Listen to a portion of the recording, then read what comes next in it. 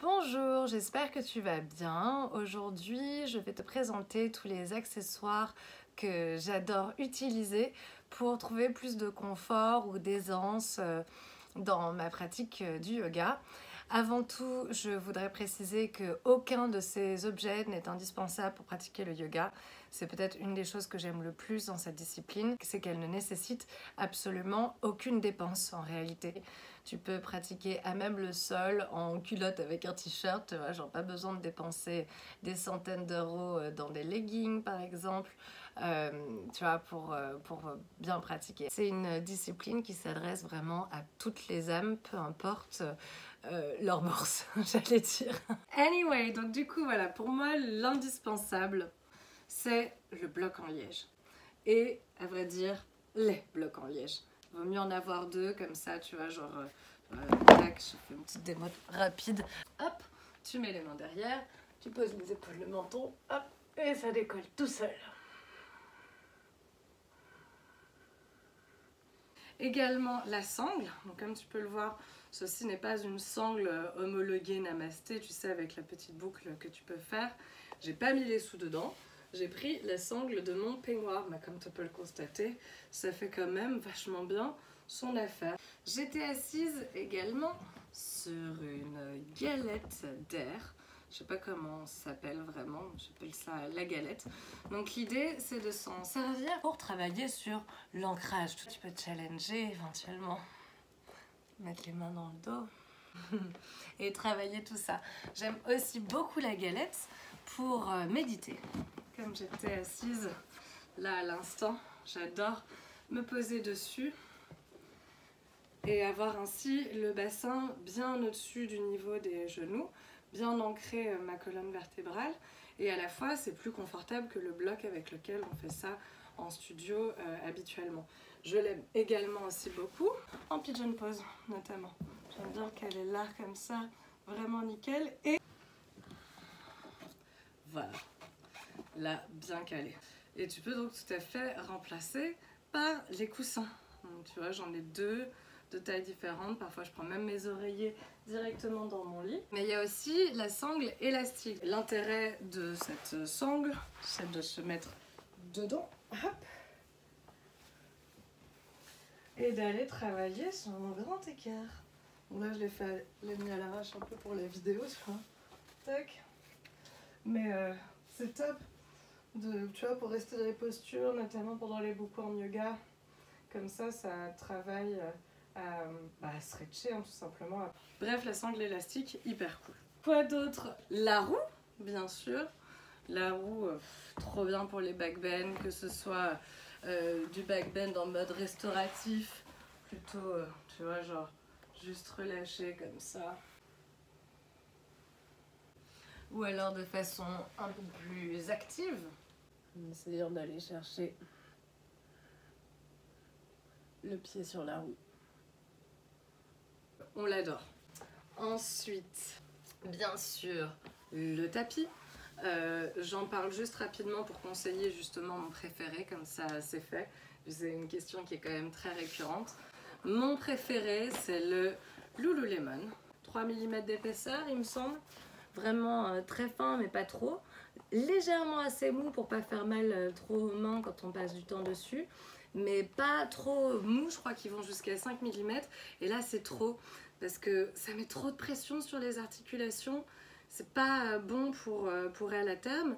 Et puis d'autre part, pour les pratiques des arm balance ou des inversions, c'est pas ouf, parce que du coup, c'est sur du mou.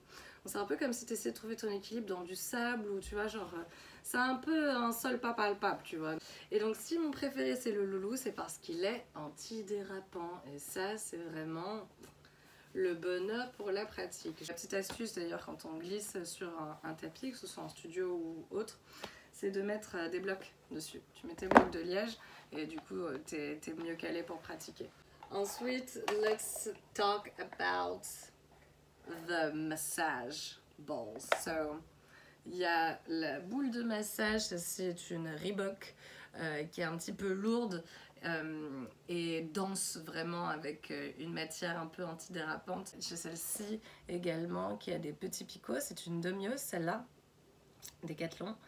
pratique pour se la caler dans le dos. Et moi j'aime bien les utiliser même dans le métro parce qu'en plus le métro bouge, donc du coup cette masse dessus c'est hyper agréable. Tu peux t'en servir sous les pieds, excellent également pour travailler l'ancrage du coup. Tu peux t'en servir sous les mains, parfois je me les roule sous les mollets, parfois je rajoute du poids avec une jambe par-dessus l'autre, où tu vois le pied, je vais presser, essayer d'aller un peu plus loin. Je fais beaucoup ça en lisant, en regardant Netflix et dans le métro comme je disais. Et dans cette petite boîte, des boules de méditation que j'avais achetées chez Nature et Découverte il y a très longtemps.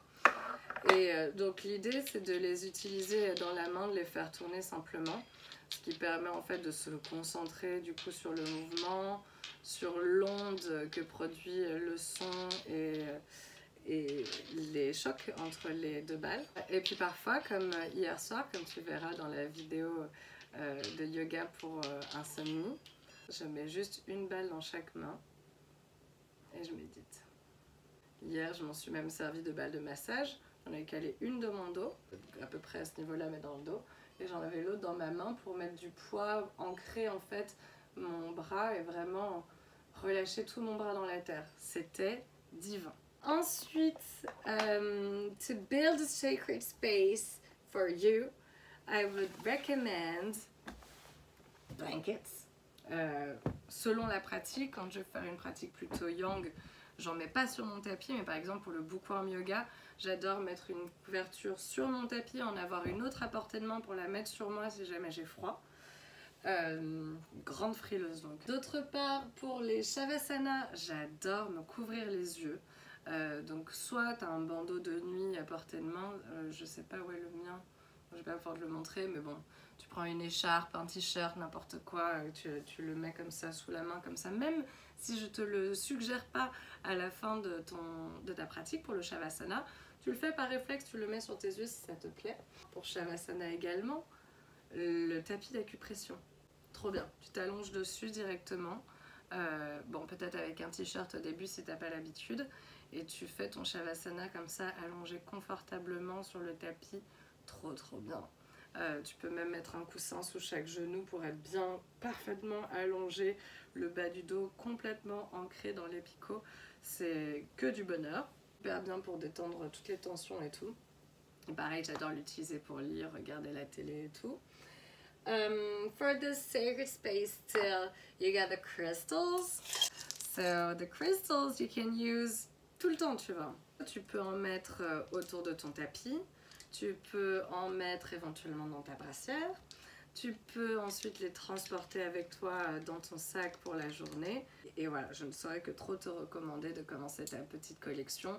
Peut-être au début simplement par affinité esthétique. Tu vois, ça fait peur au chat. Tu vois un cristal qui te plaît, bon, tu te le prends sans te poser plus de questions sur ses bénéfices, ses bienfaits, etc. Et après, les découvrir au fur et à mesure. Et dire, ah, tiens, ben ça c'est une malachite, voici ses propriétés, etc. Puis tu peux même te tenir un petit carnet avec tous leurs noms, leurs propriétés, les dates d'achat, etc. Et suivre un petit peu tout ça, c'est trop cool. Ensuite, le bol tibétain, tout simplement pour venir créer de la vibration.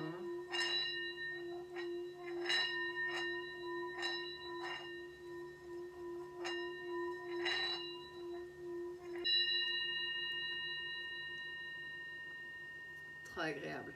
Bien sûr, tu peux également utiliser les huiles essentielles. Par exemple ici, l'huile essentielle de lavande, connue pour ses vertus anti-stress,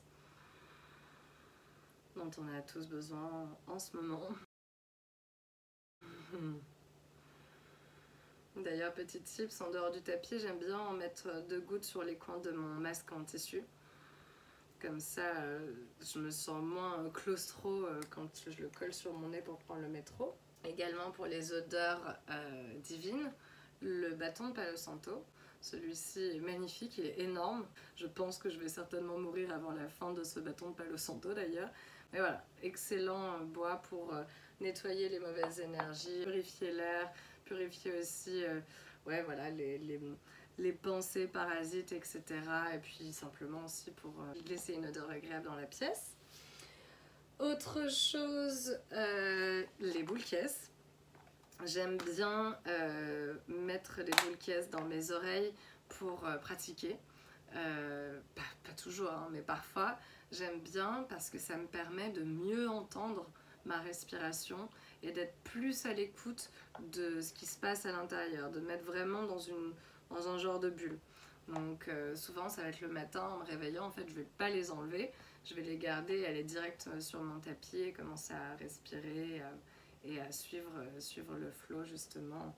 Et pour finir, les oracles, tout simplement, au début de ta pratique ou à la fin ou en dehors, avant de sortir, quand tu as une question à laquelle tu aimerais avoir une réponse, quand tu te sens un peu perdu, quand tu as besoin d'un peu de guidance, un peu de soutien, tu peux te tourner vers tes oracles.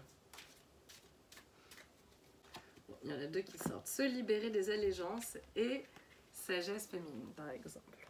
Tu peux commencer par les observer, regarder les dessins, les couleurs, tout ce que tu peux voir, tout ce que ça peut te dire déjà, qu'est-ce que ça t'inspire. J'aime beaucoup pour sa fleur au-dessus de la tête qui rappelle beaucoup le bloom. Sinon, il y a un dernier truc que j'ai envie de te montrer. C'est la lampe de cristal de sel pour créer ton ambiance namasté, pour mettre une bonne énergie dans ton sacred space. Ça c'est top parce que la lumière est géniale et l'énergie que diffuse le cristal de sel est absolument incroyable.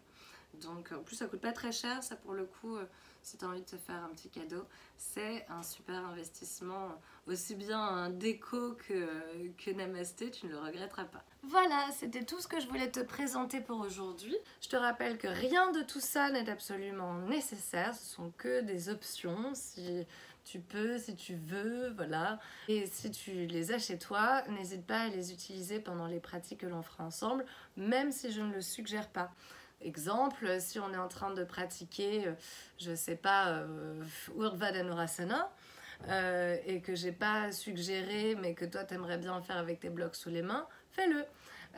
Si on va s'apprêter à faire Shavasana et que j'ai pas parlé du tapis de Picot, mais que toi t'en es en disposition, prends-le.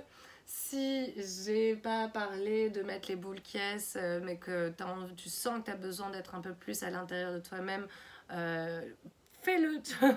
Tu vois ce que je veux dire? Si on n'est pas sur un rituel de lune et que je t'ai pas invité à sortir tes cristaux, à passer ton palo santo, fais-le.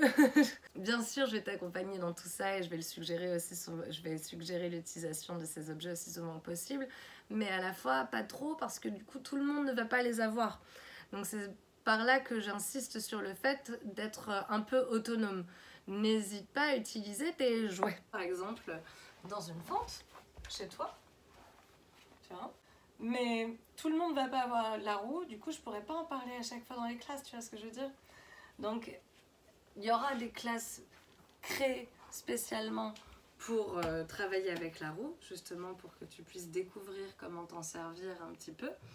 Mais ensuite, essaie d'utiliser ces connaissances acquises sur ces classes spéciales dans toutes les autres classes et être instinctive avec l'utilisation de tes jouets et la pratique de ton yoga.